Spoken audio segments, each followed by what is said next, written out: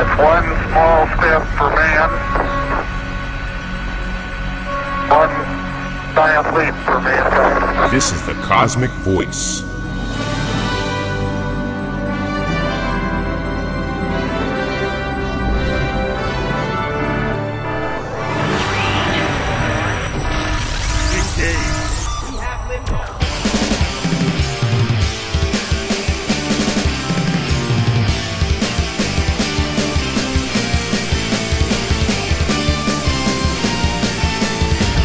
Cosmic Voice. Music, talk, and nothing but business with your hosts, Chris Natalini and Mick Michaels.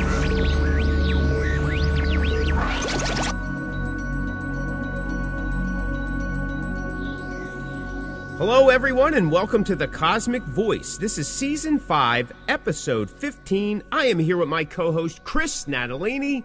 Hello, everyone. And I am Mick Michaels. Welcome back, everyone, to another show. Chris, how are you? I am doing fantastic. Mick, how are you, sir? I'm fantastic. Fantastic. I have my pants pockets all cleaned out, not like a 12-year-old with things crammed in there for this episode. I'm making room for the topic and what we're going to learn from it. What are you talking about? I knew that would throw you off. That's pretty good. That's pretty good. Yes, my pockets are empty also.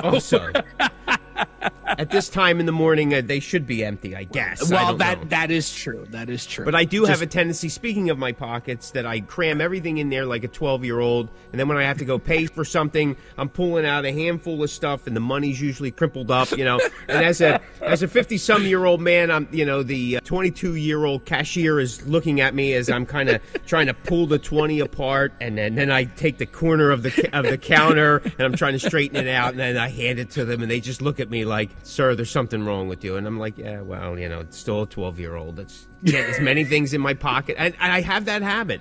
100 things in my pocket. It's funny where myself and my wife live. We're in like a neighborhood, like everybody has dogs, and we don't have any dogs. But I have an enormous amount of dog biscuits in my house because as we drive up the alleyway, we feed the dogs, right? I mean, that's just what we do. I constantly have dog biscuit crumbs in my pockets. Like I'm constantly pulling out crumbs. I don't even have a dog, so I understand when you're pulling stuff out of your pockets, stuff's falling out. Yeah, it's crazy. I have dog biscuits. Dog biscuits.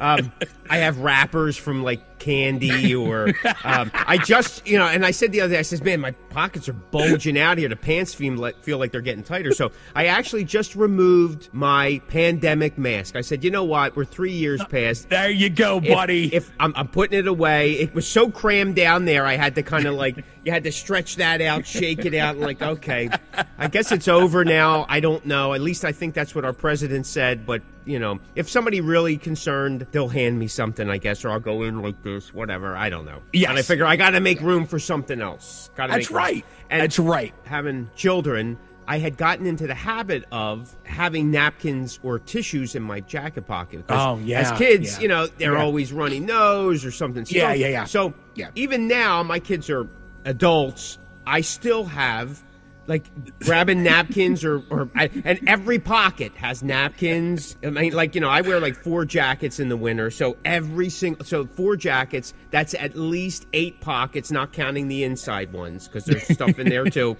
Everything's jammed packed. You go to the courthouse, please empty your pockets. I'm like, oh man.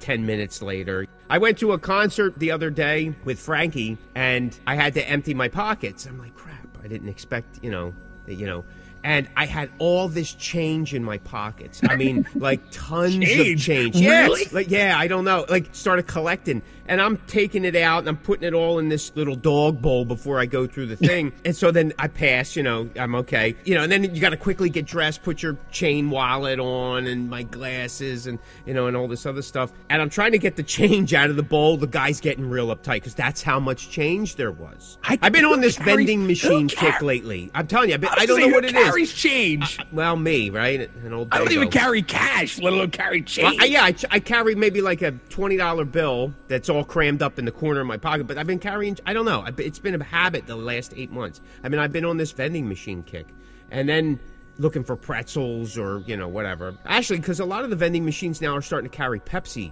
in our area. So I like Diet Pepsi. Yeah, There's something about it. You know, it's so funny you said that because I haven't been to vending machines, but you know, you just always casually look, and I have noticed that. It's funny you said that. So well, I'm not a lot nuts. of the as we digress to another topic, a lot of the even restaurants are starting to carry Pepsi again because Coke is requiring the establishments to have a certain amount of sales each month before they can provide the soda. And a lot of these places are like, nah, it's okay, I'm going to go with Pepsi, it's a better deal. And that's why you've been seeing the changeover, which I like. I actually like fountain Diet Pepsi better than Diet Coke. Yeah, it's crazy. So anyway, the guy's getting so angry at me, he takes the bowl and he goes, put your hands out. And I go like this, and he empties everything and he goes, now move. And I'm like, okay. So I'm still trying to get everything into my pockets and everything as I'm walking towards to hand my ticket in. It's just crazy. Anyway, go ahead.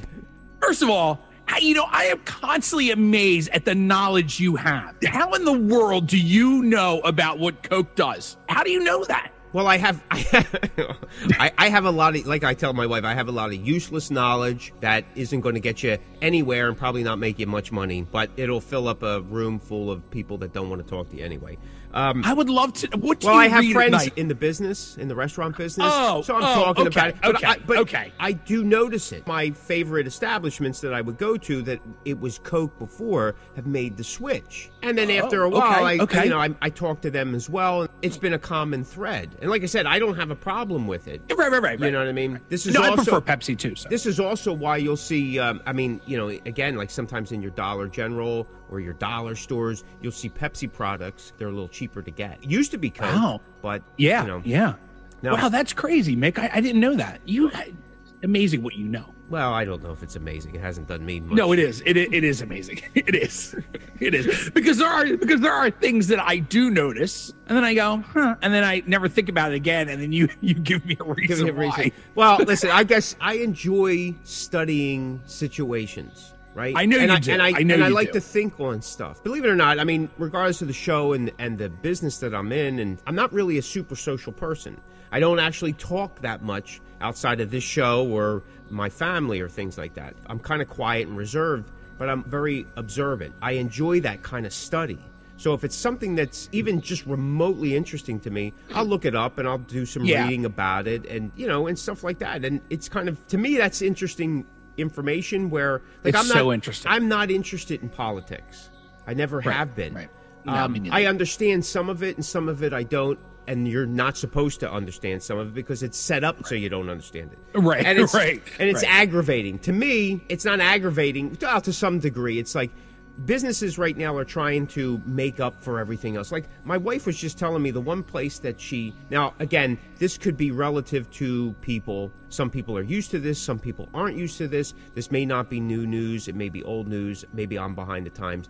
But the one place now that she used to get her hair trimmed, they want $65 a haircut. And I almost went into a cardiac arrest. I'm like, I'll do it.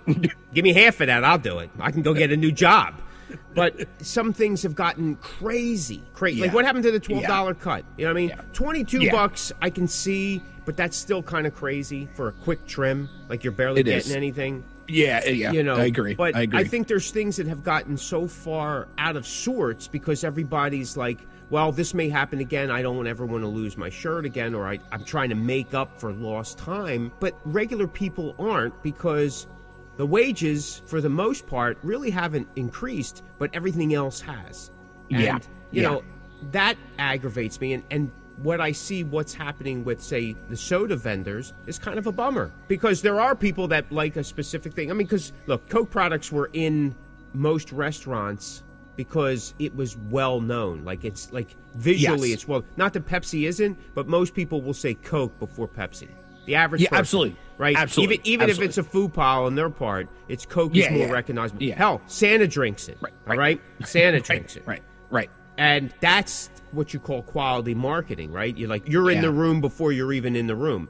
But when the price starts going up, and in the last 3 years, all these businesses, and again, this stuff could be applied to bands as well, and we were just talking about that. What's happening in the band market, even on the national level, what venues and booking agencies and and everybody else in between is taking from the bands, and they're the ones that are touring and doing the work. And I think we're going to have a show on this later this season. You're taking from the person who doesn't have much to take from anymore. And what are they forced to do? They're now passing that expense onto their customers, and in the process they're losing some of their customers, especially some of those that are on fixed incomes. And again, I know this isn't this kind of show, but it's reflective of our times in every walk of life in every market.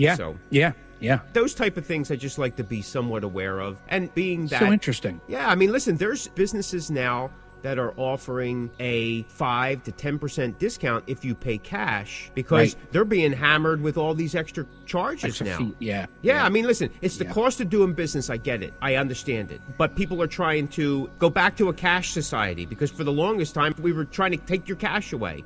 Start charging the high interest rates. There is no interest with cash, and there's actually a discount now with it. Gas stations have been doing it for quite a while to avoid those. Yes, they have. Yep. Listen, gas is still fluctuating up and down, depending on your market. Anyway, back to that, I get interested in things that I guess most people aren't interested in. No, that's super cool. I like that. I'm with you. I like that kind of stuff.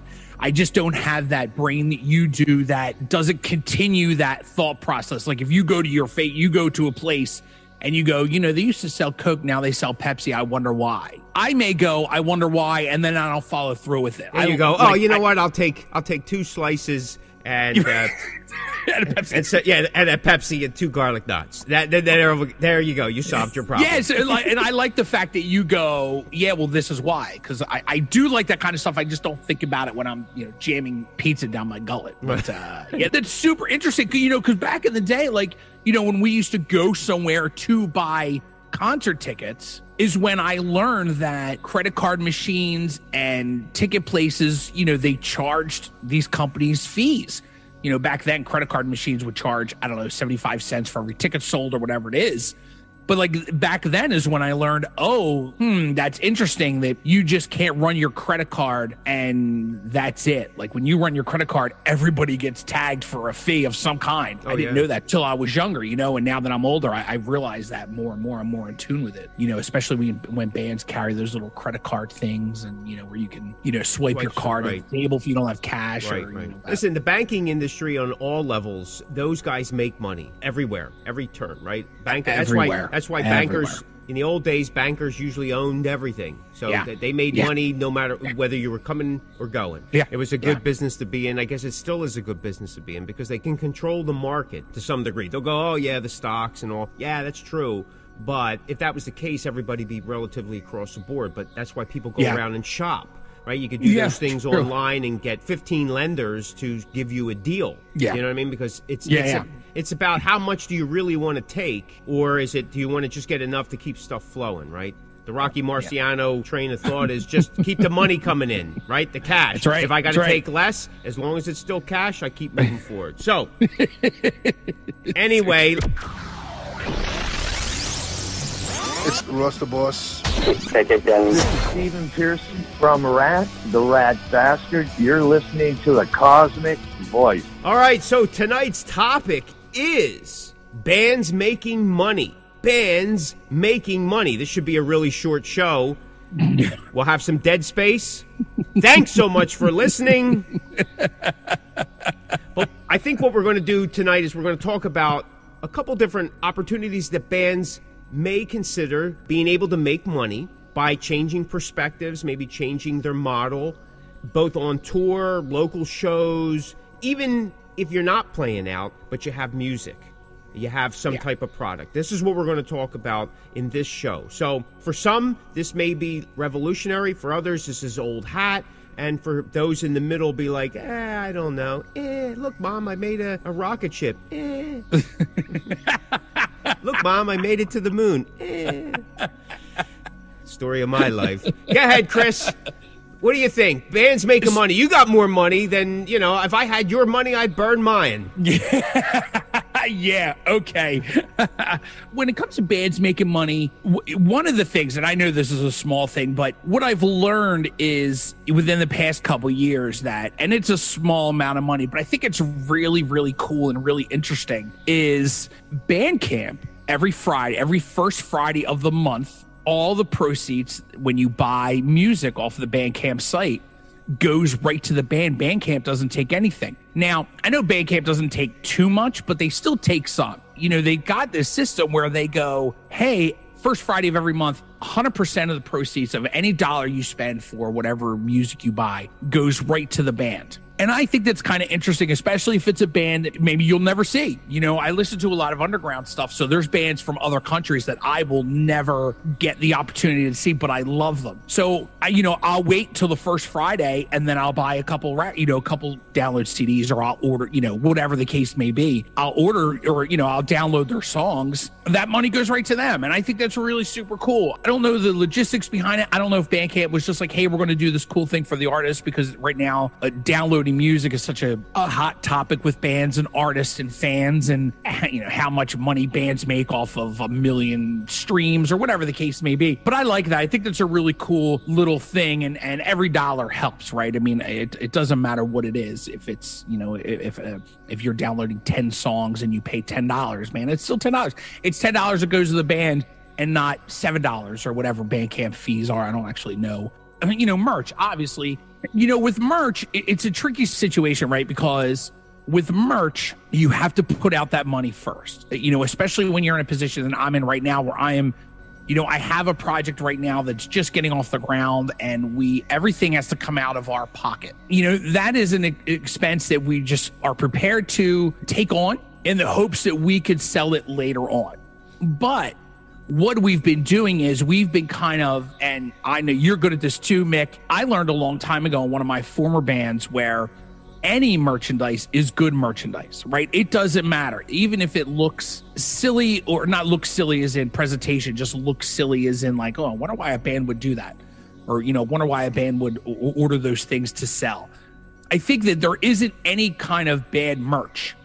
I think that there's always going to be someone that likes it. Doesn't matter what it is. And you have to be prepared to, if you're a starting out artist like myself, or not a starting out artist, but I'm in a project now where we're getting off the ground. We're starting literally from scratch. So we're buying everything that we have to, in the hopes that we'll make that money back by selling it. So we're trying to think outside the box other than because we don't have any recorded music right now. So right now we're literally living, we're about to start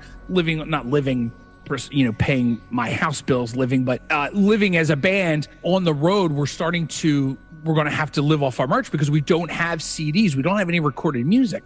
So we're trying to think outside the box. What are some cool merchandise ideas that people may be interested in, or kind of outside the box? And even if you sell it for $1, you're getting something in the hopes that when people take that home, they go, hey, I got this gum pack with the band's name on it. Hopefully they'll come back, or they'll buy something else, or and I know you guys have a ton of merch, and you're one of those bands too that thinks outside the box and does, you guys had those little tumblers at one time, and you guys were doing lighters and anything that gets people to buy and or come back, because spreading the name of the band obviously is the number one thing. And again, we don't have any recorded music, so we're relying on our live shows and our merch. Obviously, when bands think of making money, merch is normally the number one thing, and shirts is the number two thing. Right now, and we did order some shirts, but right now shirts are so expensive, as in everything. That is a big cost. So you have to figure out other ways to put your money to good use, and maybe you can't get shirts right away because they are such a big expense. So you have to kind of think outside the box and get things that will spread the name of the band, and don't shoot for making money, shoot for breaking even, because that's not a bad thing either. Now, I know the show is about making money, or how to figure out how to make money, but also too, breaking even is not a bad thing. If you could turn that money right around and order more things, that's not a bad thing. I mean, really, at the end of the day, us guys in the trenches, we're going to lose money because we're gas, we're time, we're tolls, it's that kind of thing. So somewhere, if you map it out to dollars from the start of the day to the end of the day, you may be in the red. But with merch, if you break even, if you take all the tolls and gas out of it, if you look at it and you break even, then you're ahead of the game, because you can always order more merch. Now you're not reaching in your pocket to order merch. If you make money off of merch, that's a killer thing. But Sometimes you don't, but if you break even, then that's a good thing too. So obviously, making money is obviously the merch is the first thing. But again, like I said, shirts and hoodies, man, right now it's so expensive, and you have to pay, whatever it is for screen printing, for the first round, and it's just a crazy time right now. So like yourself and I know you guys kind of think outside the box, and every little thing helps. Every little thing spreads the name too. Saving money is making money. That has to be something that has to be in the forefront of any business. That's a good way to look at it. Yeah, that's a good way to look at it. If you're saving money, you're making money. That's less money that comes out of your pocket. I use this example quite often in other aspects of life. Like if you have a gym membership and you're paying $100 a month for that gym membership, but you're not using that gym membership anymore, but you're still paying it, and you decide, I'm canceling it. Now you just put $100 back into your pocket each month that was coming out. Yeah, you made that money, but it was going out. So you put it back, that shows now a plus.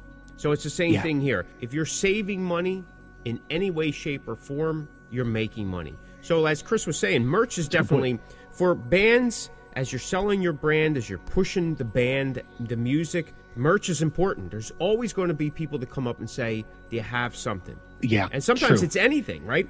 And merch has always been expensive. It's even more so now since the passing of the pandemic over the last 3 years. Everything has just increased. That's just where we're at, okay? Except for band pay. Band pay has not increased. Yeah. So you have to, like Chris is saying, you have to balance some things out. So you may not be able to get everything in the catalog, and you may have to pick and choose what it is that you want to get.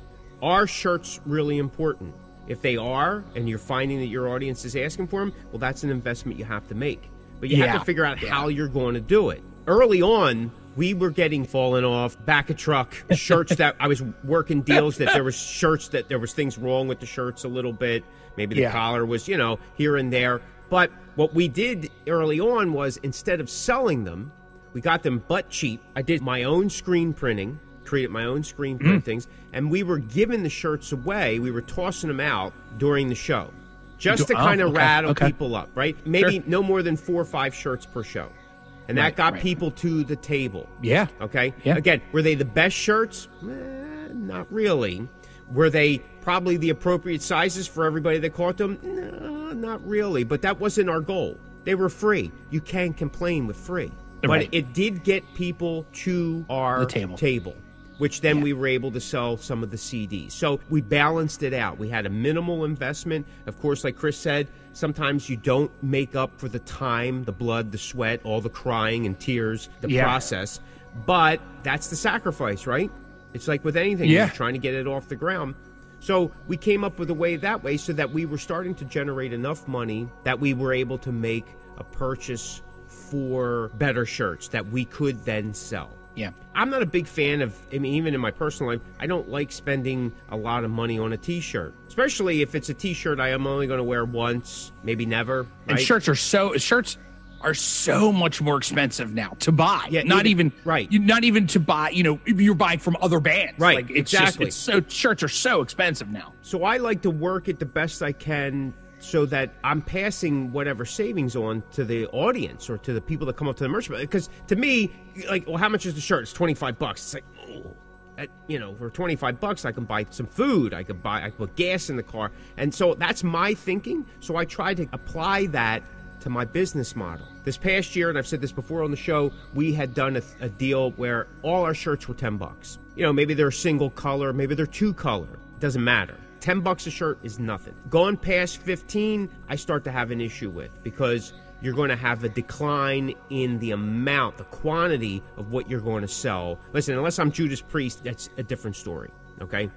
Mick, I'm sorry, back up a little bit. So when you said 15, you mean to sell, right? To sell to your fans. To sell to the fans. Okay, okay, that's Over fine. 15, okay, I just want to make sure. I start to have a problem with, because I'm thinking of me as being on the other side. Right, okay, like, figure, I got you. Hey, man, I may have paid $10 to get into the show, or if it's more of a national, that ticket could have been $20, $25, $30. Yeah. And I'm not a drinker, but if I buy a soda, that's $2.50 or a couple of them. If you want to get something to eat, now this is my thinking. I try to think as I'm on the other side. I'm the customer. Yeah. Right. Mm-hmm. Good business is thinking like your customer. not assuming that your customer is like you. Right. In a sense, like, oh, I can got you. afford this. No, you have to think as if you were a customer. And to me, that's how you can kind of start to gauge what's going to work best for you. So like I said, we've noticed that the $10 shirts, now will I be able to keep that up forever? I don't know. I doubt it. But this past year, the past 12 months, has benefited us because it's provided more music to be sold, our CDs. Merch is definitely a key point. And you can come up, like Chris was saying, we kind of create some of our own organic custom merch. Right. And it's usually in limited supply, but it helps us propel to the next thing that we're trying to do. Yeah. Right? Yeah. Like we have tour badges. I wouldn't do them years ago because they were specifically for the band and road crew. But people kept asking about them because they would see them. And I'm like, oh, I don't know. I felt funny about it. But in the past 2 years, 3 years, I've started to apply the tour badges to part of our merch. But special merch stuff. I was going to say, your past merch thing, you had told me off air, I believe, that you guys had sold a lot of the badges in your most recent past merch package. Package. Yeah. And that's what I mean. They're not like available on the table. They're usually some kind of online thing or part of some ticket deal or a group pack, a bundle package. And they're a plus. And they're inexpensive to get done. And you don't sell them for crazy amounts, but they're such a cool little product. We also do something that we started years ago, being that we traveled a lot, is we kept all our room keys. And we had a company convert them into picks. And we have them mounted on a white card, a white plastic card, 4 random room key picks with 2 Corners of Sanctuary, 1 guitar, 1 bass pick with our stamped logo on it. So you got 6 picks, 4 custom. Well, I guess the other ones are custom too because they're custom Corners of Sanctuary. Yeah, they're custom. Yeah. And they're packaged in a sealed wrap, and they sold for $10. You know what I mean? And we did a lot of that, and we would do that with certain merch packages and stuff. So there's room key picks that we called them, stuff that was from Germany, stuff that was from Belgium, stuff that was from California, wherever we were. I mean, we have so many of them, it's crazy, you know? And you can get 4 picks per card. Yeah. You know what I mean? As you're cutting out. So we use them. Again, that's a custom specialty item. You're not, they're not necessarily always available on the merch table. It's as we come back. I'm sure that when we come back from the UK, we'll have UK custom picks or whatever. Right. But it's just a little additive. I mean, are we selling millions of them? No, but it's not about that. It's kind of like, it's the nickel and dime mentality. Like you said, if you're breaking even or there's some coming in so we can funnel into financing the next project, then the model's working. Like if you're planning on living off of this, well, then you're going to have to take it a whole different way. This is kind of more of a, shoestring, do it yourself. Keep the gears moving, keep that train on the track, and at least you're moving forward. I'm a firm believer, again, and part of it's my background training, but I like to create some of our own merchandise. I don't necessarily go out and just say, okay, I'll take this in the catalog, this in the catalog. And I've seen bands do that, and I understand if you're not capable, willing, interested in doing that, creating your own, it makes sense. You just pay for it. But that's the problem. You're just paying for it. So I like to add a little bit of more of a custom when I can, little custom stuff. I try to make a lot of the merch myself. It's kind of like band Etsy. You know what I mean? Mm-hmm. And I think there are fans that truly appreciate that. 1,000%. 1,000%. Because they get a limited, exclusive type of item or a one-of-a-kind type item. Or like I remember we did screen printings on some kind of mesh material of the Cosmic logo, and we all signed it. And we only had, I think there was 10, 11 of them, 12, I think. And they were all numbered. And they were just like a special, when they're done, they're done. Yeah. That's it. I actually stole one for myself. I still have, I think I have 7 or something like that, number 7. Well, you're allowed. But you're allowed to steal. I'm allowed, yeah. You are listening to The Cosmick Voice with your hosts, Chris Natalini and Mick Michaels.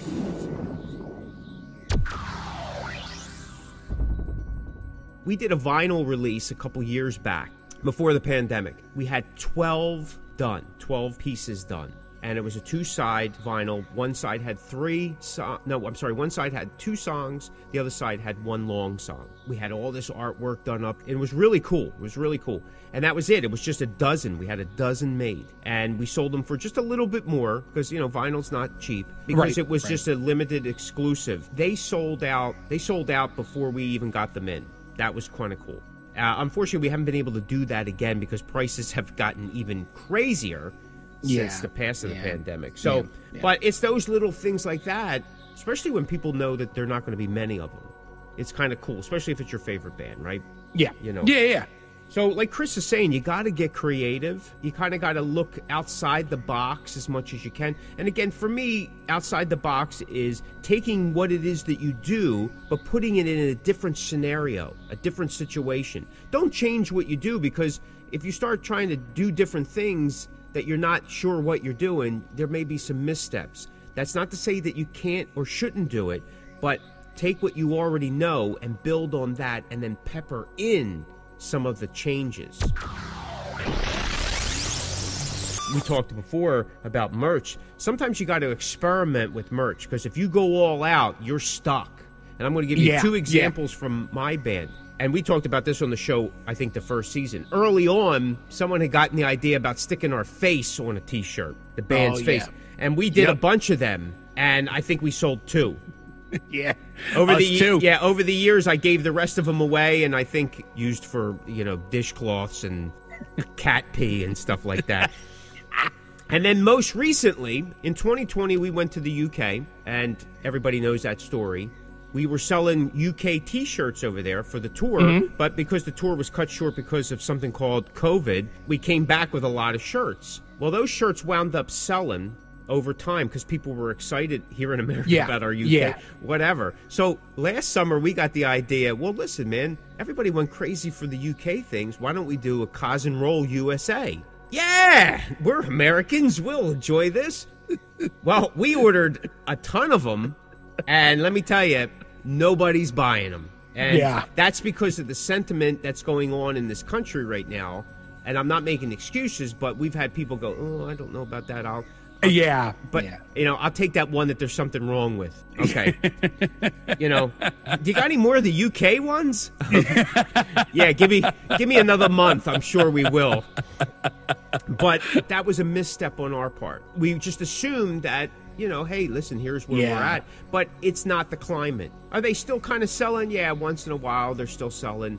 But not like we thought they were going to sell. So you have to kind of test the market when you can, especially if it's a specialty item. Like, I have noticed that over time, except for the ones with our faces on it, the T-shirts will sell over time. It may be a long time coming, but they will sell over time. They will sell. Because you'll always have that last-minute guy goes, listen, I need a T-shirt of well, I have this, I don't know. And then you go, listen, I'll give it to you for $7. Right? Yeah. So you just made your money back, maybe $1 on it, or maybe, like you said earlier, you broke even. It's not a complete wash. That's right. That's right. Things like that. There are merch things that I have seen that, for us, didn't sell, and we wound up throwing them in over time as extras in a bundle pack. Like, we had gotten all these pick pins, Corners of Sanctuary picks, that had the Cossacks logo on it, but they were lapel pins or sleeve pins or whatever you want to do. The stick pin ones, right? We sold, a handful, but we had tons of them because you could buy them cheap, right? You buy them cheap, you buy them in bulk. So after a while, like, okay, we'll just throw that into that pack, throw that in that pack, throw that in that pack. Yeah. And you'll find that you're writing them off as promo merch. Yes. But it's getting people in. So you sometimes have to test the market. It's the way you have to do it because fans are finicky in that regard. Like, they may think that something's kind of, ooh, that's too gaudy, or that's stupid, or I wouldn't wear that. Right. You have to give people choices, right? Yeah, you got to give some choices. Metal fans have issue with colored shirts other than black. Right? But I've seen that punk fans and certain rock fans don't mind white T-shirts. Right. They like white T-shirts. Or, say, like a darker blue, or some metal fans. Because I bought white T-shirts. I have some. Once in a while, we'll get somebody, hey, do you have a white T-shirt? Yeah. I remember our first tour T-shirts, because they were inexpensive, we got all white. And, man, we had a hard time moving them. We just had, people. We did wind up moving them over the course of, 4 years. That tour had come and gone. You start lowering the price, and they're just, hey, listen, if you buy this, I can throw in this T-shirt for, whatever. I think the one thing I just wanted to add when we were talking about merch is never, ever go into it going, we need to make money. I know that is a goal, but in my head, when you go into it going, we need to make money, you've already defeated yourself. The object is to get your name out there, get your music out there, and, save, buy your merch, whatever it may be, whatever you can afford, and just slowly get there. In my opinion, if you go in gangbusters, we need to make money, it's not going to happen. It's going to happen over time. And you have to be smart about that time, and it will eventually come. You just have to be smart about it, and you can't just be gangbusters about it. Totally agree. Totally agree.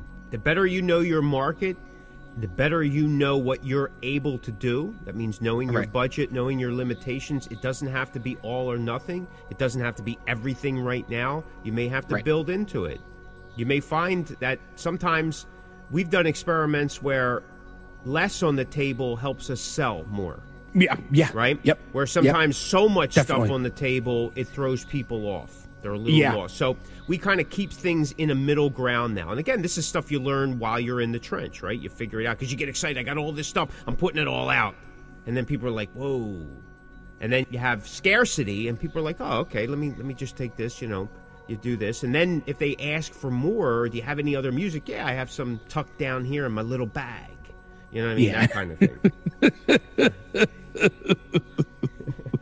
All right, so in my opinion, some other ways that bands could potentially make money, whether you're on tour, and when you're on tour, and tour means you're doing a run of shows nowadays, you're doing a run of shows 3 or more, right?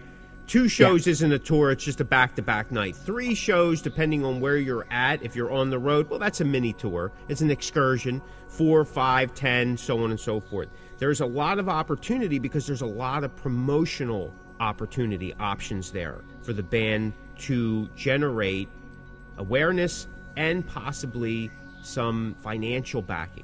So things that we do, we find sponsors. We find sponsors for shows, find sponsors for when we're doing videos. We find sponsors to help us get certain kinds of merch to populate our merch table. We find sponsors in all kinds of things. We've done work with type of halfway houses, pizzerias, record stores, cosmetics, coffee companies, and the list keeps going on and on. We do trades. I'm a firm believer in the barter system. And if you're not, you need to get there. Barter system was a lot of how this country was built, how a lot of other countries were built. In medieval times, the barter system helped people not starve, not freeze. So it's popular. I don't care what you say. They can call it wheeling and dealing, dickering. Remember the Barter Kings? Remember that show? Barter Kings? That was my, you know what I mean? And Down East Dickering. Those shows, I love them shows because it's like, my God, that's my life. But I just recently did a whole deal, a trade deal. I did some artwork for somebody who then gave me merch in return for my time, for my product. I worked it out from the very beginning. It's like, okay, listen, instead of you paying me cash, let's not worry about that. Let's do this, and then can you do this? And it was like, yeah, the guy jumped on it because in a sense, in his view, he's actually saving money and getting what he wants that he's going to make more money on. I don't care how much money he makes. That's none of my business, as long as the model works for me and what I'm trying to do. Right. And I look at that as with sponsors as well. Like, so if I bring in a show sponsor, okay, and you can work those deals out any way you want, they get tickets that they can either raffle off or they could sell or they could do, you know, whatever they want to do. I've done things where I've done marketing promos for places. That means that the band's done commercials, videos, ads, audio commercials. It doesn't matter. I got that idea years ago. I don't know if you remember, Cinderella did a commercial for, I forget what it was, Frank's Dogs or something like that, a hot dog place. Yeah. And I remember seeing that years. I'm like, that, my God, that is awesome. It's awesome. And the first time that we ever did that, we took one of our songs called Only One, and the line goes, there can only be one. and we changed the words a little bit, still kept the song, and we did it for Cold Cock Whiskey. Oh, yeah, I remember that. Yeah, And it just went over so well. I'm like, we got to throw this in. And then from there, I mean, I've done video commercials for, again, coffee manufacturers. I've done it for pizzerias. I've done it for, whatever. I've done tons of audio commercials, whether it appeared on when you and I had this show on several radio stations. We've done them that way. I've done it where they've been in-store plays for people, like in their store. They pipe it over their loudspeakers or whatever, but, for whatever. But there are opportunities that, one, you can make money or trade for the things that you really need for the band. And this is no different than what businesses do all the time. Like, no, not at all. I was going to use the term real businesses, whatever. This is a real business too. It's all in the matter about how you look at it. We've done sponsors, ad sponsors, at the beginning of our videos, music videos, at the end of our videos. They help us get that video done, edited, filmed, out there, promoted, whatever. We use that type of thing. We've done it to help us make CDs and EPs, and advertisements are included for them. We've done web banners. We've done, I've worked in, because we have different channels of media for us, both for me and for the band. We've used those different platforms to include in these package deals. Hey, if you do this for us, we could do this, we could do that. That's you maximizing your platforms to the highest level. Cross-promoting, using your numbers. No different than any other business and what they would do. Why do people advertise and pay $3-4 million for a 30-second spot, if that, during the Super Bowl? Because people are going to see it. It's the biggest cross promotion that you could possibly do. Yep. Right? So bands need to leverage that as well. Now, again, it's not about taking advantage of or using and abusing. Like, if you don't have the numbers, or you don't have the work ethic, or you don't have the quality to do so, you need to get there and start doing that, because there's a potential to make money. This is a touchy subject to begin with when it comes to bands. When you start talking about, oh my God, the band has to make money, people look at you funny. Well, you're only playing guitar. You're not working real hard. And we've talked about this many times. Artists start feeling this weird guilt, or you don't want to talk about it because it's a dirty little secret. You want to get paid. There should be nothing wrong with that. It's more your perspective. Who cares what other people think? They're going to think it no matter what. But they're not the ones paying for the merch, putting the time in, traveling from here to there, spending an entire day getting ready for a show, for a 30-minute set. There's a lot that goes into that. So you want to maximize, in my opinion, whatever your platform is, whatever your resource is, and we talked about this before, your power is in the power of your connections. You need to go through, take stock, make a list. Where are the connections that are benefiting me the most, that have the biggest bang? And how can I give them the bang back? Right? Right. It's really important. Otherwise, the model will never work, because you'll never be able to give back to those sponsors or offer those sponsors something in return.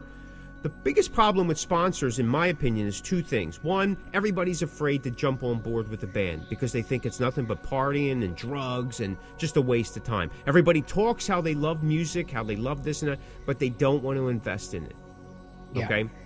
Maybe rightly so. I don't know. The other thing is a lot of times people don't want to invest in people they know because of a lot of different things. Jealousy, ego, reservations about past experiences, assumptions, don't want you to get ahead, whatever the case may be. I've seen it. Go to strangers. The no is a lot easier to handle when you don't know them, because there's no attachment. We talked about in the last episode, at this point it's either yes or no. You can't wishy-wash because you're wasting valuable time. Right. You do or you don't. Here's what it is. Here's what I can offer you. Here's what I need from you. Is it something you're interested in? If not, that's okay. Move on, right? Being that this is your model, you can be as flexible as you want. What works for you? So there's a lot that can be done there. And I debated on whether should we talk about this or not, because everybody's going to have their own thoughts on it. But again, I know what's working for us. I've tweaked things over the years. I tried new things. Some things work, some things don't. But you keep going. Sometimes the model needs to be modified. Or if it worked one time, because things that worked prior to COVID don't work the same now. And I know I've said it several times already in this episode, but we are looking at something. It's like going through a tunnel, right? Somewhere in 2020, 2021, you came out the other end of the tunnel. This is a different world. Different world, right? Yeah, it is, yep. Apes now talk. What do you think, bud? I'm not too familiar with the barter system and you know, what you guys have done. You're a little more in tune with that. The only thing I can add to that is obviously it's working because you guys have been truly successful at it. I am sure that you've hit your roadblocks. I'm sure things didn't work out in the beginning, but you've pretty much have, you know, nailed this down so you know how to go down that road. It's still not 100%. I mean, right. I mean, there's still not 100%. It's never 100. Like you said, if nothing you go is 100%. in it, the idea of making money, you're going to miss the mark. It's never like if you feel that once you this is always going to, it doesn't work like that because because everybody's different. Everybody's different, right? Exactly. Yeah. But I mean, obviously, you have a lot to say about it because you've been super successful at it. You know, it has worked for you guys. So anything that works for somebody, you know, there's got to be something to it, right? I mean, it may not work for you, but that thought process or that trying to do it may lead you down another road that, you know, that maybe will work for you. Exactly. You know, maybe, you know, you've kind of thought outside the box with going to pizza places and different things. And maybe that won't work for you, but maybe it will lead you down another path that kind of leads you to something else that maybe you haven't figured out. Obviously you have something there and, you know, like you see, you know, you brought up Cinderella doing it with the hot dog place. Obviously it's been going on for years. Some bands just don't take advantage of it, whether they don't think about it or whether they don't know how to go about it. It never hurts to ask. And, you know, again, like I can't say enough, you guys have been totally successful at it. So there's something there in that, right? Like you figured out a way to make it work a good portion of the time. So obviously there's something there. Again, if this is something that you're serious about, which I'm sure it is, you want to come up with ways that it's going to keep you moving forward. You want to keep doing this, you got to come up with ways. If you've been super successful and you don't need to do this, then there's your model. Continue doing whatever you're doing, expand on it. But for other people, it's hard for everybody. Don't get me wrong. It's hard for everybody. It's really hard for metal bands. And it's really hard for metal bands. I'm not just biased about it, but it's so hard for metal bands to get that audience, to get people to attend, because they're a dime a dozen, and I don't say that as a negative thing. It's just what it is. A lot of people sound the same, and a lot of bands come and go. So a lot of people don't want to invest. They don't want to invest time. They don't want to invest energy. They don't want to invest money. So if this is something you're thinking long term, whether you're a band, whether you're just a solo artist or a duo, it doesn't matter. If you want longevity, you got to create these models, these opportunities for you. Listen, it's no different. You buy a house, you pay a mortgage, you pay that mortgage off. In the process, you're putting the equity back into your home. Each year, equity goes into your home. Some people utilize that equity. They leverage that equity to buy another house, put their kids through college, put an addition on, get a line of credit so they could take vacations. It doesn't matter. But they use that initial investment to fund other things. You're doing the same thing with your brand, with your music, with your merch, with your personality. Whatever it is, that's what you need to learn to leverage. Listen, we're still learning. It's a learning process every day. And for every one that works, there's 10, 12 that don't. So the thing is I just don't stop at the one or after the 12th one that says no. You just figure out a new way. Okay, reevaluate your process. What am I doing and where am I getting stuck at? This is the opportunity to generate some type of money. Not necessarily an income, because when people think income, they think, oh, this is what's going to pay for my electricity. No, it doesn't work like that. Excuse me. I choke when I think of that. I got a better shot of getting hit by lightning and a bus at the same time. You just got to put the time in, figure it out. Like Chris said early on, start out small, test the market, see what it is. You don't have to buy everything. Merch is a lifeline for bands. But and like I said, if you're saving money, you're making money. Barter system, huge thing. Read about it. You'll read about how the barter system worked back in medieval times. How people traded chickens or eggs for potatoes and, maybe, hey, listen, I can fix that wagon wheel if you give me 2 of your chickens, because that person needs that wagon wheel to get their lumber back and forth to the city or, whatever. That's exactly, bands think the same way. What's wrong with it? So what, we're in 2023. You're too good for it? Huh, Chris? You too good for it? Got anything else you want to add? I don't think so, brother. I really don't. All right. I think we've pretty much hit all the topics, and the ways to do it. I mean, the bottom line is you just got to think outside the box. I mean, it's not always about shirts and CDs, right? Like sometimes because they're so expensive, you have to think outside the box, whether it's small things of merch that, isn't really normal, whether, like you said, bartering or that kind of stuff. Yeah, I mean, you just that's the way to go about it, man. And you'll get there. You will make the money. You will. Money will come, right? Absolutely. Just stay at it. That's it. If you like that episode, check out some of our other episodes at www.thecosmicvoice.com. Step into the Cosmic Verse and fill that void. Thanks so much for listening. This is the Cosmic Voice. Be sure to check us out at thecosmicvoice.com. Like and follow us on Facebook at The Cosmic Voice. You can find The Cosmic Voice everywhere you listen to online podcasts, like Deezer, Google Podcasts, Apple Podcasts, Spotify, Anchor, Stitcher, and so many more. Okay, folks, that will do it for another episode of The Cosmic Voice. Mick and I would like to say thank you very much for tuning in, and we will see you next week. You're listening to The Cosmic Voice. Music, talk, and nothing but business.